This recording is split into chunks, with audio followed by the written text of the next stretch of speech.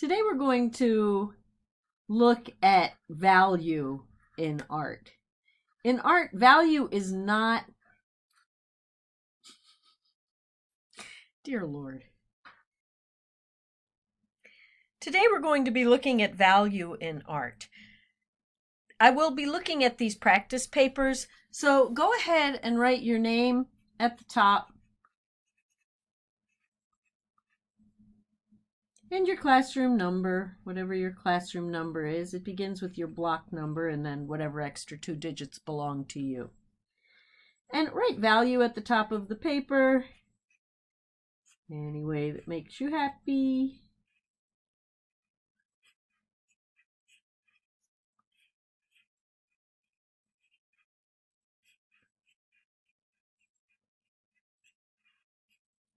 And value in art is not how much something costs or how much something is worth.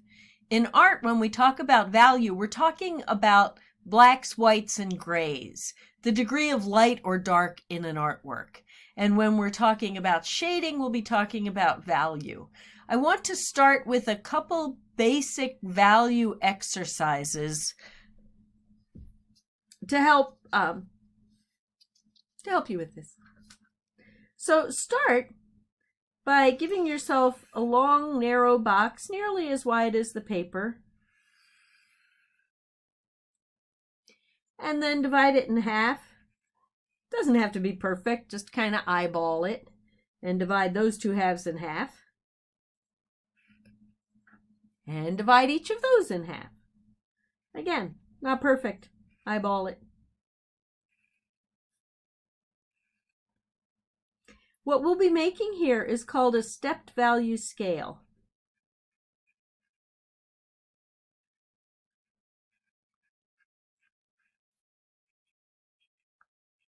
And yes, write it underneath, since these are your notes.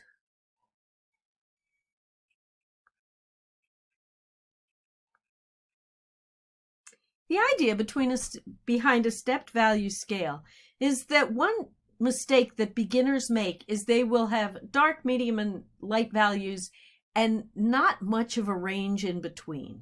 And so when we're learning about values, we need to learn to make a range from the darkest dark to the lightest light. Also remember, when we're doing values, we want to be way back on our paper and just buffing the paper with the side of the point of the pencil.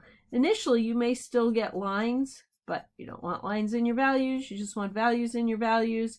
So you can see I'm kind of moving in small little circles here. And in this very end one,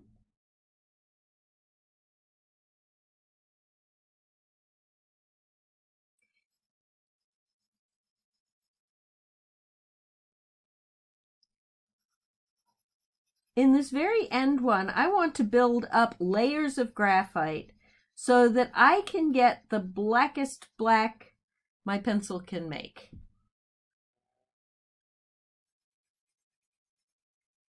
Notice that I'm going vertically, horizontally, diagonally, and not just back and forth, but in little ovals so that I don't make marks or lines in there. I just want to see how dark my pencil can go. Now, this is a drawing pencil, so it may go a little darker than a pencil you have at home. But eventually, we will all have these drawing pencils and life will be good. And I figured for the sake of the video, it helps to use a pencil that will actually go dark. And then in the next box, I want to make a value that's almost as dark as that value.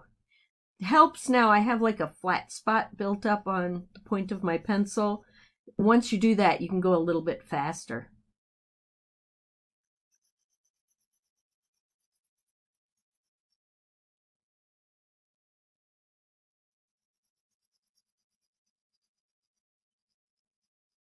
I'm getting like an etching here. I must have been drawing leaves or something on a piece of paper that was on top of this one. You see my little etching coming out? That's what happens when you emboss the paper.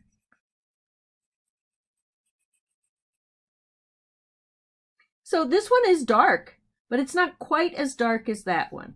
And then, guess what? I'm going to go dark again, but not quite as dark. And I'll work my way down the value scale like this so that I get 8 different values. Now this last box down here, I'm not touching it. It stays white because white is a value too. But I want to develop a nice range of grays between my darkest dark and my lightest light. It gets tricky as you move along here. You'll find that when you get down to this one, you're not even putting the weight of, down here, we're pressing pretty firmly. Down here, I want to have such a light touch, not even the weight of the pencil is fully on the paper.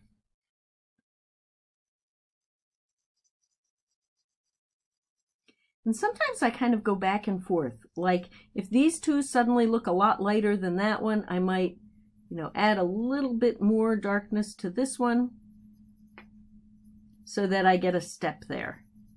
And then that gives me a little, that went dark. That gives me a little bit more to play with over here.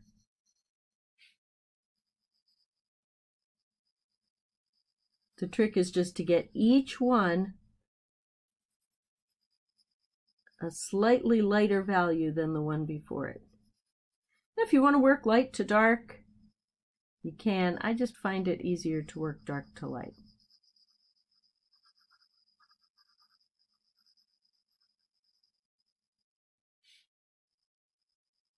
Right now, these two are looking too close. I'm going to give that one just a hint more. And try and get a smooth, even tone throughout that box. There we go. And then over here, just the lightest of light touches.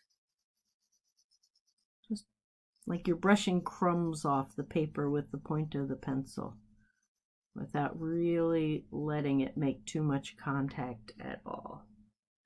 And again, make sure that you get that light tone throughout. I missed a spot there. Okay, so that is a stepped value scale. Make a stepped value scale, and then we're going to do something similar. So we need another long box like before. But this time we're going to make a graded value scale.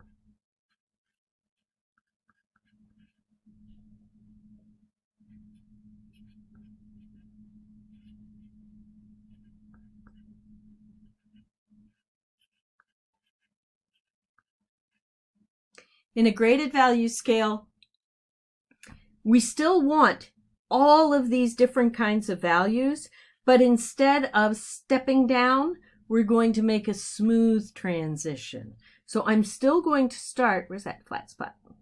I'm still going to start with my darkest dark, but then I want it to change gradually as I move down this bar.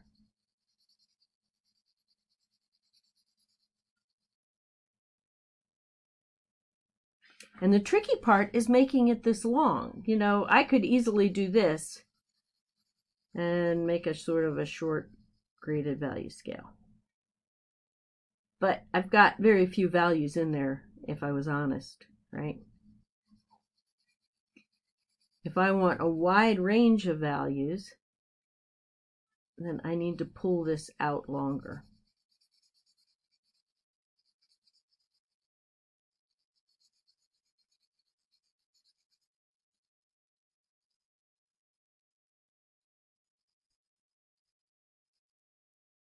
When I edit this video,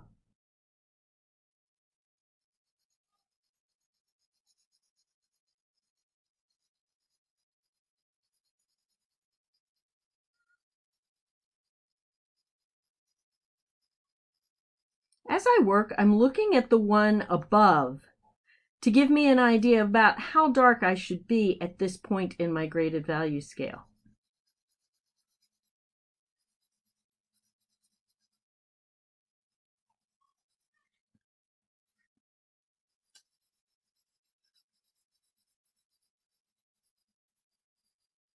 I don't want to see a line between one value and the next. I want each value to blend neatly into the next.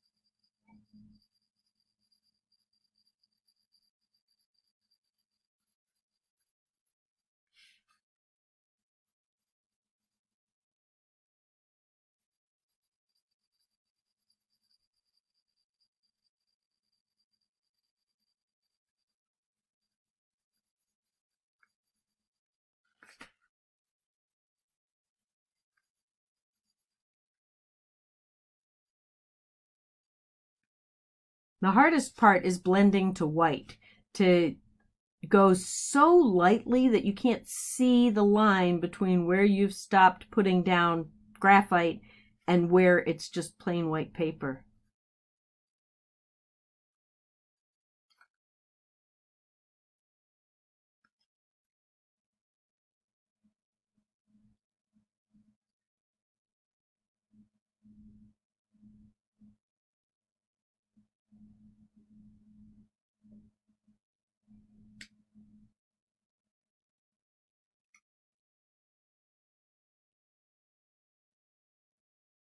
So as you're working on this, I speeded that up so that you're not spending forever watching me work.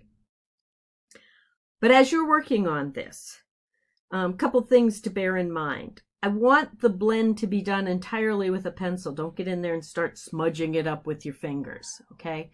Use this time to really practice your value shading technique with just the pencil.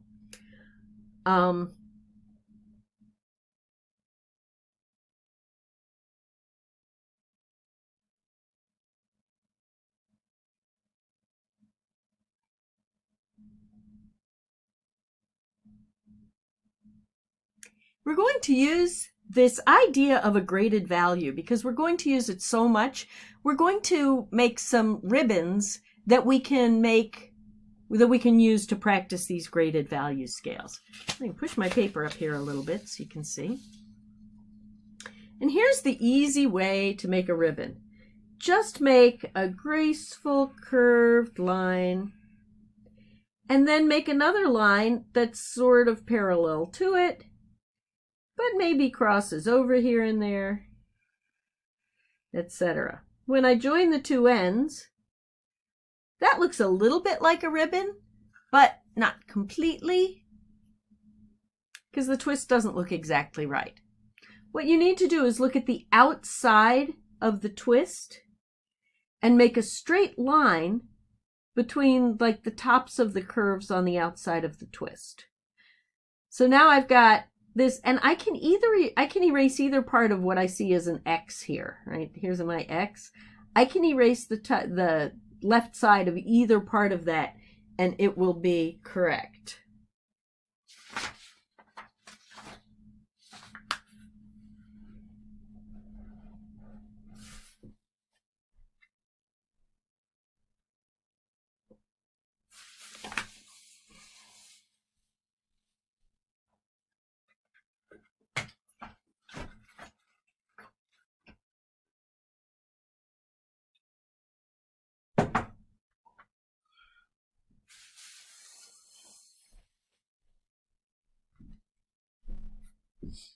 If I erase this, it will look like it's twisting in one direction. If I had chosen to erase the other part, it would look like it was twisting in the other direction. And I'm erasing a little bit more than I wanted. So I'll put back the lines I wanted to keep. I'm going to keep that line, and I want to keep that line. See now how it looks like a more realistic twist? Let's do that one more time just to make sure that you have it. Where they cross over, imagine where the curve is. Like here, the curve was coming like this. And I went on the outside of the curve and made a straight line between the two top points of the curves beside it. Same thing here. Curve's going like this. I want to go on the outside of the curve and put a line like that. And then I can erase either one part or the other part.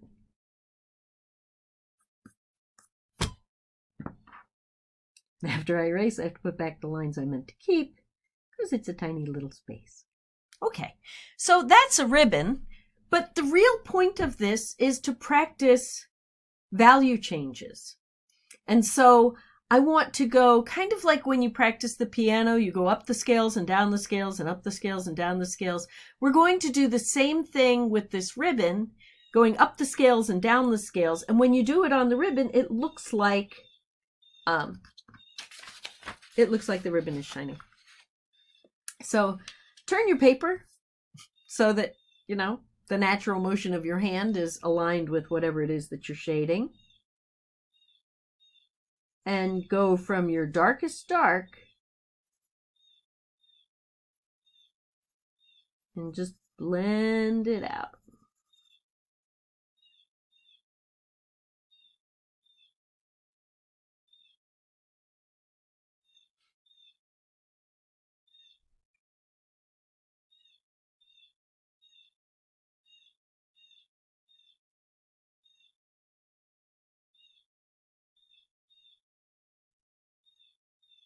This is a much shorter value change.